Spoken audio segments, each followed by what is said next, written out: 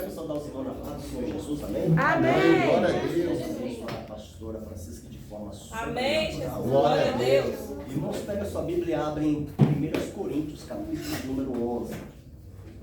Grata a Deus porque Ele é bom. 1 Coríntios, Aleluia, capítulo Jesus. número 11. Aleluia. 1 Coríntios, capítulo de número 11. Louvado e agradecido é a presença do nosso Deus. Glória a Deus. 1 Coríntios, capítulo 11, versículo de número 26. Deus é santo. Aleluia, Deus. Aleluia.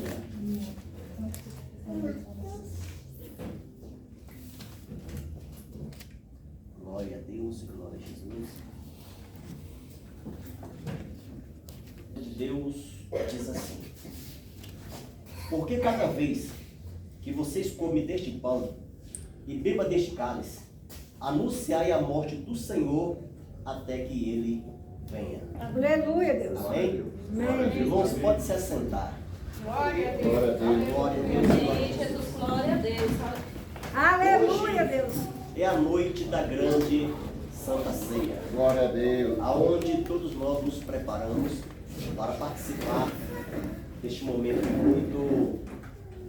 muito bom, muito abençoado. Irmãos, no Velho Testamento havia uma Páscoa judaica, na qual era um memorial sobre a libertação do povo do Egito e a esperança da terra prometida. Quando chegava nesse dia, o povo também celebrava a Páscoa, e no momento da celebração da Páscoa, eles faziam um momento muito especial como este momento. No Novo Testamento, Jesus não só instituiu, mas ordena que a ceia seja celebrada até a sua volta. Portanto, é um ato memorial de extrema importância para a vida do crente. Glória Então a é Deus. muito bom todos nós participar deste momento abençoado que é a grande Santa Ceia.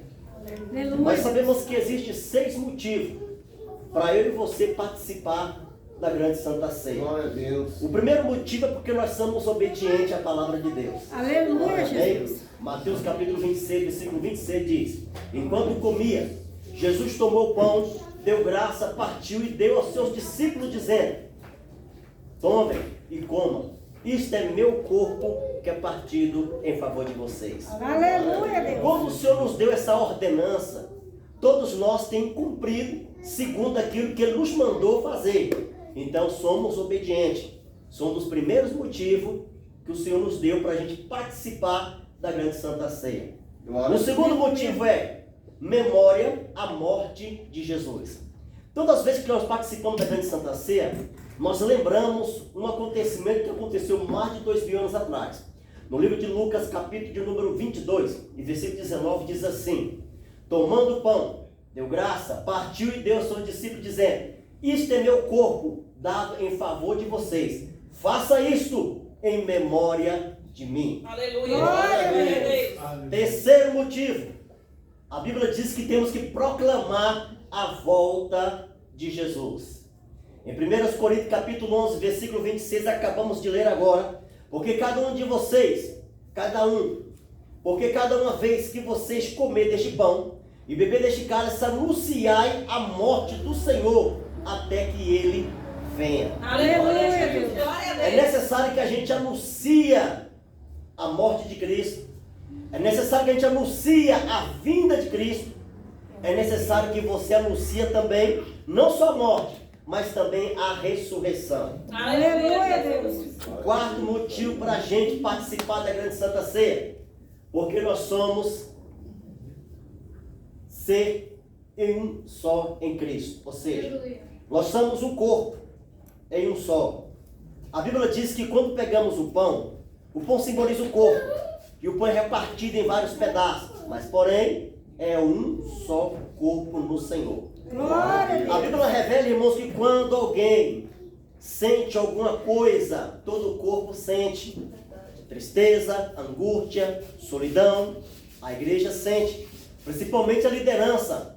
A liderança ele consegue saber quando a ovelha está ferida. Isso é dom de Deus, irmãos. Não é qualquer um que vê, não.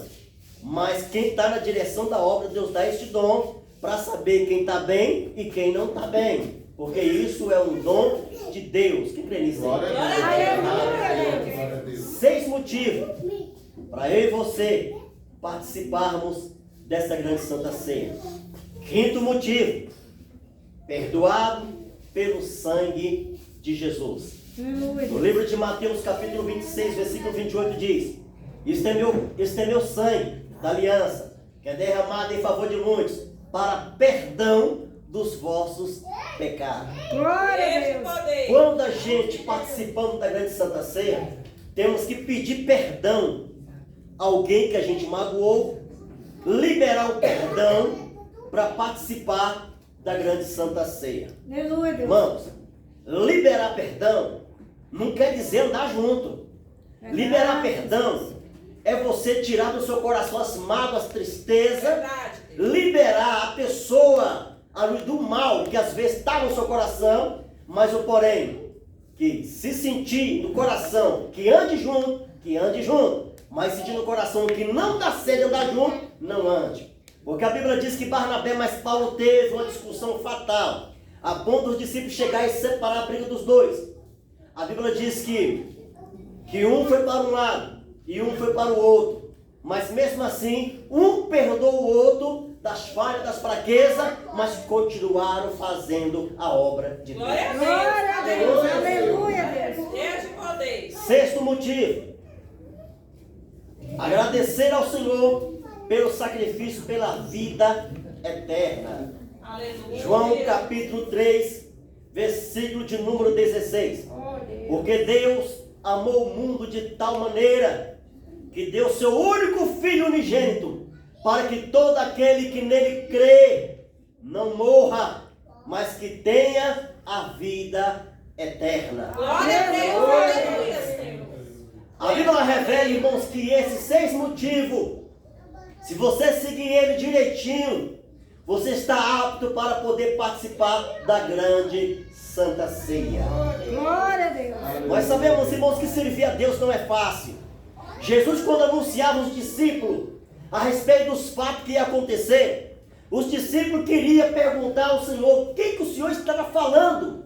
Quando ele falava do corpo, quando ele falava do sangue, quando ele falava que o corpo tem que ser repartido, os discípulos queriam perguntar a Jesus, mas eles não perguntavam, eles somente ouviam, porque sabia que ali era um ensinamento ali para eles de algo que ia acontecer no futuro. Aleluia. Vamos imaginar na última Santa Ceia. Na última Santa Ceia, Jesus contou fatos para os discípulos, fatos que não tinham acontecido ainda. Jesus ainda não teria sido crucificado, mas Jesus falou sobre a crucificação. Glória a Deus. Jesus não teria morrido ainda, mas ele falou da sua morte. A Bíblia diz, irmãos, que Jesus olha para os discípulos e diz: alguém dentre vós há de ser o traidor. Vamos imaginar, irmãos, que ali estava 12 discípulos, e o Senhor olhou para os 12 e falou: no meio de vós há de sair um traidor. A Bíblia revela, irmãos, que todo mundo ficava assim, irmãos, com dúvida. Por quê? Porque alguns faziam de tudo para servir a Deus com integridade, mas todos eles tinham fraquezas, todos eles tinham falhas, mas tem falhas que não são fatais. Mas a falha de Judas era fatal, porque já estava no destino de Judas Iscariote ser o traidor. A Bíblia diz, irmão, que Judas Iscariote, ele se arrependeu. Ele se arrependeu e correu para devolver as moedas. Mas quando ele chega lá, irmãos, não encontra ninguém. Ele pega as moedas, joga para o alto, joga no chão. Em vez dele correr para os pés de Jesus, o que ele fez? Ele correu para se enforcar. Aleluia. Algumas mensagens na Bíblia não contam história assim, bem real, para dizer assim, Judas foi para o inferno. Mas alguma história conta que temos que fazer de tudo para preservar o nosso corpo em Cristo Jesus. Glória a Deus. Que é o templo do Espírito Santo. Mas a Bíblia não relata-se claramente, aleluia, que Judas foi para o inferno, porque tirou a vida. Não relata. Você pode caçar na Bíblia, não relata, não tem na Bíblia, não existe essa mensagem na Bíblia. Mas tem algumas mensagens que dizem, irmãos, sobre o caminho que leva para o céu e o caminho que leva para o inferno. Fala sobre o bem e fala sobre o mal. Se pratica as coisas boas, vamos para a glória. Mas se pratica as coisas ruins, seremos julgados pelas coisas que estão escritas nesse livro chamado Livro da Vida. A Bíblia revela, irmãos, no livro de Atos dos Apóstolos, que Judas, quando ele correu para se enforcar, as suas entranhas se espatifaram. No livro de Mateus, Lucas e João, Marcos diz que Judas correu para se enforcar. Ele amarrou, irmãos, uma corda em um penhasco e de lá ele pulou e suicidou-se. Ele poderia muito bem ter se humilhado, mas o destino de Judas já estava traçado.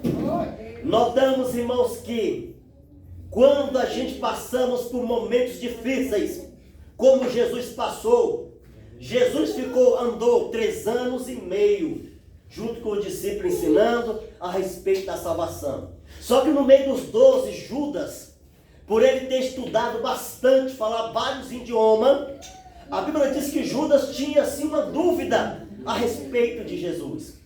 A Bíblia fala, irmãos, que Judas Iscariote acreditava muito no Messias, que vinha para fazer justiça com as próprias mãos. Quando ele encontrou Jesus, pregando boas novas, pregando salvação, pregando amor, mostrando que o amor vence todo ódio, ele ficou assim um pouco um pé atrás, um pé na frente.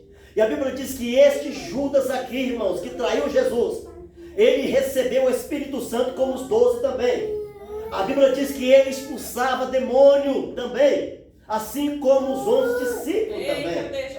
A Bíblia revela, irmãos, que Judas Iscariote recebeu de Deus tudo aquilo que os outros discípulos recebeu também. Só que, porém, Judas Iscariote deu lugar para o diabo. O primeiro lugar que Judas Iscariote deu para o diabo, a Bíblia diz, irmão, que quando Jesus estava pregando, o Senhor dava ordem que um dos discípulos saísse com a bolsa para colher dízimo e as ofertas do povo. Judas Iscariote, quando olhava para o povo e o povo virava as costas, Judas Iscariote lançava a mão na bolsa e roubava do Senhor. Ou seja, foi a primeira brecha que Judas deu. Ele roubava do Senhor. A segunda brecha que ele deu, irmãos, quando ele viu uma pecadora ungir, irmão, Jesus, os seus pés, chorar nos seus pés, enxugar os seus cabelos, ele murmurou. Ele olhou para a mulher e disse: mulher, mas que desperdício é esse, mulher? Você pode muito bem pegar esse vidro, aleluia, de perfume, que é muito caro, vender e dar-se aos pobres. Ele falou isso não porque ele gostava dos pobres. Ele falou isso porque o diabo já tinha dominado o coração de Judas Iscariote. Quando uma pessoa já é dominado pelo diabo, irmãos, ele faz coisas que, aleluia, que nem ele entende por que está fazendo. A Bíblia diz, irmãos, que o terceiro passo que Judas fez para dar lugar para o diabo foi vender a confiança. A Bíblia diz, irmãos, que ele foi até Herodes e ele falou com Herodes que poderia entregar Jesus na mão dele. E ele falou: mas como? Ele falou: se você me dá 30 moedas de prata, eu vou dar um beijo no rosto dele e você vai ver que está identificado que ali é Jesus. E assim ele fez. A Bíblia diz, irmãos, que um beijo no rosto dá para entender que é algo íntimo. Pessoas que estavam lado a lado, pessoas que andavam com Jesus, pessoas que tinham intimidade com Jesus, traiu Jesus. Se o próprio Jesus, sendo santo, foi traído, nós também iremos passar retaliações. Mas o porém, Jesus venceu. E se ele venceu, nós também seremos vencedores. Só quem crê, levanta a mão para adorar. Jesus passou muita afronta para poder chegar nos seus objetivos.